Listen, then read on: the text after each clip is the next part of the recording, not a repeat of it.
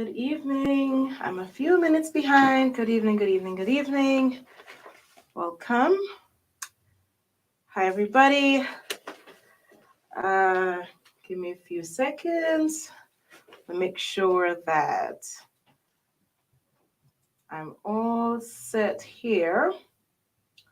All right, so I'm live now. Hi, everybody. Happy Tuesday. And welcome to another episode of Across the Diaspora with myself, Zoe Sarbo, where we talk about issues that are very pertinent to the community, and where we try to discuss um, subject areas that can help us grow and give back to the communities in a way in which we are able to enhance the community and ourselves. So, my apologies for being a few minutes behind. It has been some kind of an interesting day. Actually, the past couple weeks or so have been quite interesting for me. But today was quite eventful, very, very much so eventful. Um, and I was debating, should I come on? Should I come on? Should I come on?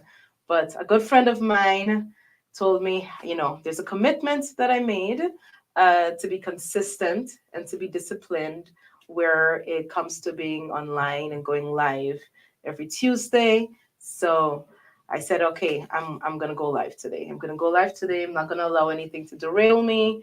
I'm not gonna allow anything to prevent me from being consistent and achieving the goals that I have when it comes to um, this podcast and the show and having certain conversations that are very important are very important. And I know that we're having these conversations in our silos, in our own communities, right, with our own family and friends in smaller circles.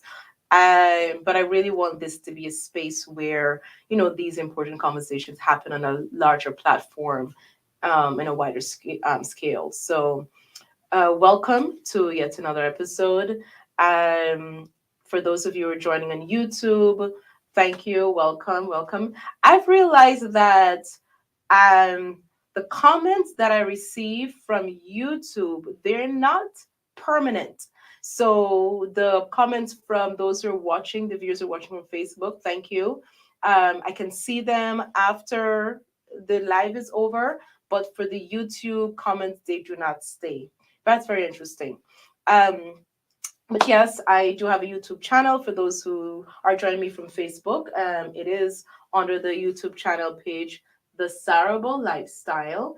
And please feel free to go over there, follow, no, subscribe. Yes, subscribe, and like the video as it helps in boosting the numbers. So I appreciate that greatly. So this evening, the topic that I'm going to talk about is community. Um, do we have, can we say that in the places that we live, and seeing that I live here in Phoenix, Arizona, right? Do we have what we can consider a community, a strong community? What does that look like? Or we'll be answering questions like what would we want that to look like, and if we do, are we being fulfilled in those spaces and the communities that we have currently? There are a few reasons why that this topic stuck at me today particularly, but there not but not but there are a few reasons why this topic stuck out to me today in particular. Um, I'm not going to go into it right now, but I've realized that there are other people who are having those conversations. So last week, about two weeks ago, I attended a talk by that was organized by Reverend Stewart of FIBC. He spoke about the role that he played in bringing Martin Luther King Day, or allowing Martin Luther King Day, or pushing for Martin Luther King Day to be recognized in the state of Arizona. And during the course of the evening, there was a panel discussion, and the panelists were asked a very important question at the end of the evening, actually. How do we form communities? How do we find communities in Arizona? And the responses were quite interesting. But I've come to realize that that has been a consistent question that is being asked. So I will start with Arizona, but I will expand beyond Arizona because I know I have viewers, people who watch me from outside of Arizona and the United States. We are known for, Arizona is known for being a state where a lot of people migrate to, right? We have a lot of transplants here, located here. I myself, I'm an immigrant. I still consider myself an immigrant, even though I'd become naturalized U.S. citizen. But I'm considered part of the immigrant community who migrated and have settled here for quite some time.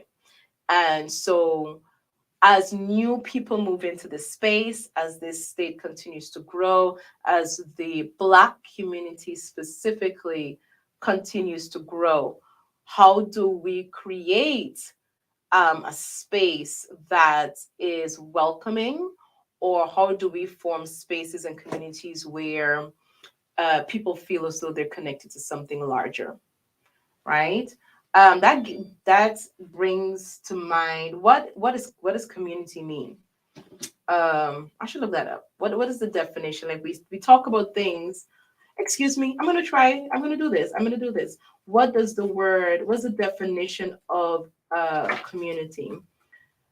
Um, in helping to um, understand that word and what it means to us in Arizona, as a Black community, because many of us are asking that question, where's the Black community? Where's the culture? Right? And it says here that a group of people living in the same place or having a particular characteristic in common. So, a community of group of people living in the same place or having a particular characteristic in common. And in thinking of that question that was asked a few weeks ago at the discussion that was organized by Pastor or Reverend Stewart, Pastor Stewart, is how do we form these communities in Phoenix, Arizona? And one of the responses, which I thought was very important, is if you cannot find it, create it yourself, right? If you cannot find the places, the people, not the places, but the people and the community that you're looking for, form that yourself. Um, and I found that quite interesting, right? Because we come here and we don't, many people don't know where to go to find community, don't know where to find culture, don't know where to find activities and events that they're interested in. Um, I'm sure many people would agree, right, that Arizona is so spread out, right? The Black population in particular is spread all over the valley, that it's difficult to create those communities. um and so how do we go about doing that? The individuals who were at that discussion, I was fortunate enough, and we're now Facebook friends, social media friends, but I was very fortunate enough to have join them for dinner afterwards. And we continue the conversation. These are professionals, connected people. Some of them quite known. And they said that it depends on what community means to you, right? And we need to be intentional about creating and connecting with people, networking with each other, and build that community that we need and look for. So why am I talking about that today? Why am I talking about that today? Because I'm in a space where a lot of people are creating events. I'm in a space where there are a lot of venues that are making an effort to create spaces for those of us in the community, to connect with others, um, to socialize, to network, to learn and to grow. And some of them are having trouble finding people to support, and to attend those events or those activities. Um, and so it's how is it that we can connect those of us who are doing things to those who are looking for those spaces? How do we make those connections? Um, Interestingly enough, last week, yes, last week so I'm part of a group, Phoenix Being Black in Tucson. So there's a Being Black in Tucson group, and somehow I'm a part of it, even though I don't live in Tucson. And a gentleman posted, where the Black people at, or where are the Black women at, right? And the comments were quite interesting, to the point where, I made a suggestion. Of course, I had to respond, but I made a suggestion that, hey, are you interested in traveling to Phoenix a couple times, a week or a month, And I just listed some events that he can attend. And he was like, thank you, right? Thank you, because I'm going to make the effort. I'm going to look into traveling to Phoenix since I live in Tucson. I don't know what's going on in Tucson. I don't live there, but so I was not able to make any suggestions. But being here in Phoenix, it was easy to share that information, and a lot of people responded along those lines of, we need more stuff in Tucson. um so as a community, right, in speaking to the individuals who I had dinner with, they shared that people form communities in different ways. They look for commonalities of where you're from. So if they're from Chicago, right, they want to connect with the other people from Chicago. If they're interested in football, they want to connect with other people who have the same interest of, the same team that they like and support. If they're interested in dancing or whatever it may be, people seek out those enclaves, right? For me, my interest is in culture, right? The broad general um, culture, the African diaspora culture, and so that has been a personal interest of mine in connecting with individuals who have similar interests. Um, Sorry, something just popped up on the wall there. You have similar interest, um, and I'm learning that there are a lot of people who have those interests but not sure where to go. And so I am so excited. I'm so excited to share that this event that is being organized, this event that I'm collaborating with other people, Vaughn Willis and Zola, in coordinating a Afro Soul event that's coming up in mid-February. February 18th is the grand launch. That event is going to be something different. We have other groups who are doing cultural events in the Valley, but this event is going to be a mix of the African culture, African attire, also elegant formal attire. The music is more of a mature live music, because we know what Vaughn does. So he's going to be bringing in that live music. We're going to have guest bands, guest performers in the space. And then we're going to have switch into the DJ feel, right? And so the goal is to bring people together under that cultural theme, but within a mature space, a sophisticated space where you're dressing up, right? Fashion, of course, right? We're dressing up and we're able to network and connect with people and create a different kind of environment and community that we don't see too often in the valley. So it's I'm super excited about this new project, and super excited about the team that I'm working with, and what this can potentially lead to and become.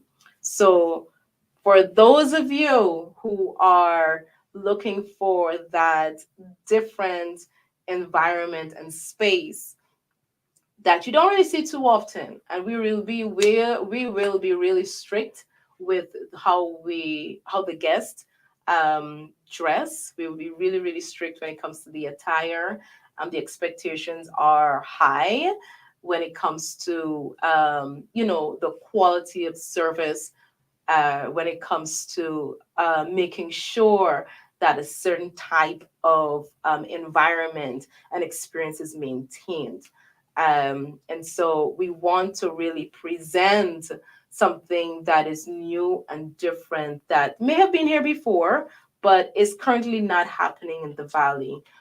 For those of us, or for those of you who want a unique type of experience where you can dress up intentionally, and have somewhere to go. Have somewhere to go. Um, and because I hear a lot of people who've traveled from outside the United States, from other states, right, especially the East Coast or the Midwest, and there's this common comment that Arizonans don't know how to dress, or they don't dress up, right? Arizonans are a little too laid back in the way they dress here. So, for those of you who need somewhere to go, those of you who have your outfits in your closet, and you don't have places to wear these outfits to, we are creating that space and opportunity for you to get dressed up. And so I'm really excited about this new project, and it's definitely an opportunity for a new type of cultural, mature audience to meet and network, and just vibe with each other. Just vibe with each other. So that's my shameless plug. That's my shameless plug. But in speaking of culture, right? There are so many people in Arizona who are working towards creating a space for that. And so it's not only me, it's not only my team, and we're all doing it in our own ways. And for those of you who are looking for that kind of environment, definitely check our pages out, and reach out to those of us who are organizing these events, because it's happening. It's happening. There are different type of community that that are out there, and I'll talk a little bit about my personal experience, right? I, for the most part, live in Arizona without any family, really. I have one close family member in Arizona, but for the most part, I do not have any close relatives here. And so I've been in Arizona for quite some time, and have been able to adopt a community. The LOC, local organizing community, has become my extended family. I've formed really, really close bonds there. And the work that I do in fashion, the work that I do here at AfriSoul, um, I think it's a blessing for to be able to be in this space. And so I'm really hoping that many people there, for those of you who are looking for that space, that community, that group of people to connect with, that you're able to find that space. If not, you're more than welcome to join us here, at the LOC. Come by the AfriSoul Marketplace. There's a lot happening here, a lot of events happening here, for you to be a part of, and to attend and be a part of a larger community. Very, very, very many people, once they come by, they really express their appreciation for what is being created here, and that is all indebted and due to Dr. Darlene. for this community space that she creates here. So it's interesting as people come through these spaces, as people post comments online, looking for that social interaction while still forming interactions on social media. Um, and I'll talk a little bit about the how social media has become that space of community. I have noticed more and more that I find myself getting sucked into the shade room. Yes, I follow the shade room, but I find myself getting sucked into there because I like reading the comments, right? How many of you follow the shade room and read the comments? But I like looking at the comments, reading the comments, and following what people are saying on these gossip platforms, right? And I like following TikTok and reading the comments and getting a sense of what people are saying on TikTok and on Instagram and these gossip channels. And it's become more and more um, noticeable that while we're seeking community socially, right? While we're seeking community with each other in person, that we have created communities in social media, right? We've created communities virtually where it has its benefits, where we're able to talk to each other, but it's not necessarily very healthy. Yes, it's not necessarily very healthy, right? We are, and I think about the younger generation. I think about where it has what has become their safe spaces. Growing up, we had the church, right? Growing up for those who are like my generation and older, because I'm in my 30s, I'm 36, right? For those in my generation and older, we had or still have to the degree communities where we're connected to local communities, the church, community organizations. Like we had spaces where we can relate to for culture, right? But as we become so much more virtual and become so dependent on social media and receiving our information there, my question is, where are the majority of our younger generation, the younger people, going for that connection? Especially if they're not involved in sports, especially if they are not they're not attending religious institutions, they're not going to church. It's noticeable that because they spend so much time on social media, a lot of their understanding of life, a lot of their understanding of the world is being framed by what they see online. um and because I'm comparing the difference between social media and television. Our time was television, right? And but I think we had an understanding that it's acting. I think we had an understanding that when we're looking at television, for the most part, is make believe. How many of us saw anything on like shows on television and felt for the most part, that it's reality? There may be some shows, there may be some shows. I don't know. I don't look at much television. But for the most part, you can tell that it's acting, right? We know it's acting. We know it's actors.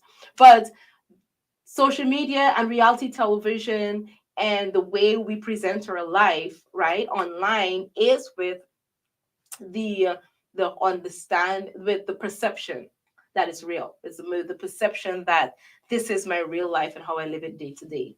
Uh, to the point where there's this term in my head: perception has become reality. And so, in realizing that that's the direction we're going, that's the direction the younger generation is spending more time online, right? The normal person can become a celebrity and become well known, can garner all these followers. It's interesting that the new community that's being created is happening online and on social media in the virtual world. And with all that stuff that's being said on social media, right? The tension that's going on in our community, um, the 60-second sound bites or the reels of information, how much is being shared that is really productive and helpful? I don't know. That's a question. That's an interesting question that I really want to think about, right? What is the worst thing that can happen with a generation that grows up on virtual reality, grows up on being consumed by the news from social media or these gossip channels, right? Um, what's the worst that can happen?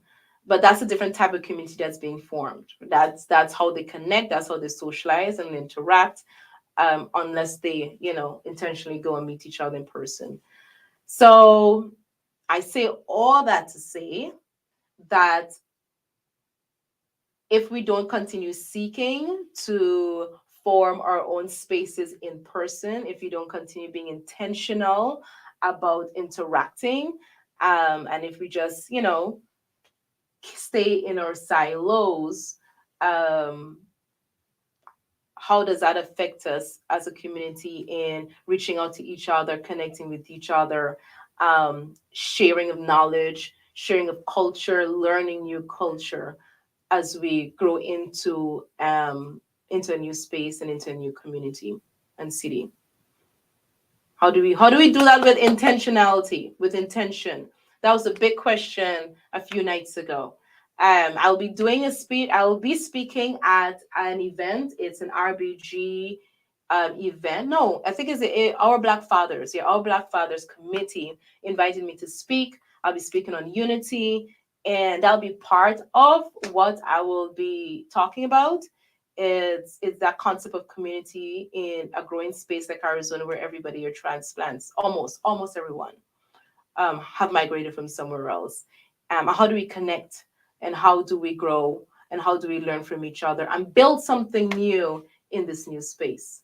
So, so I'm hoping that as we continue having these conversations, as people continue asking questions about where do I go to find people? Where do I go to connect with people? Where do I go to connect with people who are like minded? How do I find them? I hope that as we ask those questions, we seek the answers out, but also we create those spaces for ourselves, create those spaces for a larger community, especially for those who do not have families here, really, like myself. Um, how do we create those spaces and welcome the new people into these spaces as we grow the community out here in Arizona? So it's a question that's asked every day as we go online. Just go online. People ask, "What's happening? What's going on? Where do we go? Where do we go?" So um, I'm hoping that as a community, we take steps in not only creating those communities, but bring our younger generation and our children and bring them in and be a part of what it is that we're trying to establish. And we want for ourselves, and we want to see for ourselves. Anyway, so I think that is it for this evening. I really wanted to share that because that's been on my mind a lot. It's been conversations that I've been having with different people. And for those of us who are not able to create those environments and create those spaces, I'm hoping that they are able to find ways to connect with people that they connect with. They have familiarities with. They have things in common with, because it's not fun being in a new space, and not having people you kind of connect with, right? Not having people that you don't have anything in common with, because there's nothing like community. So if anybody wants to know what's going on, feel free to message me. I kind of have or I know people to ask of as to where they can connect with, and where they can go, and who they can connect with. So don't hesitate to do so. I'll be more than happy to form those connections. And for those of you who are able to, go right ahead and form those communities that you seek for yourself. If there's an interest that you have that is you're not seeing anybody who has that interest that's created a group, go right ahead and create it, because I'm quite sure there's someone out there who's looking for the same thing. All right. So I'm going to end there for tonight. It's a short night, as I said. It's been an interesting couple days for me. It's been an interesting day for me. And so there are a lot of things that I'm sorting through, figuring out, um, and trying to find answers to. So enjoy the rest of your evening. Um, Go out there, connect, say hi to each other, be pleasant with each other. Please be pleasant with each other. And I will see you next week, Tuesday. I'll see you next week, Tuesday. All right. Enjoy, and till next time. Bye.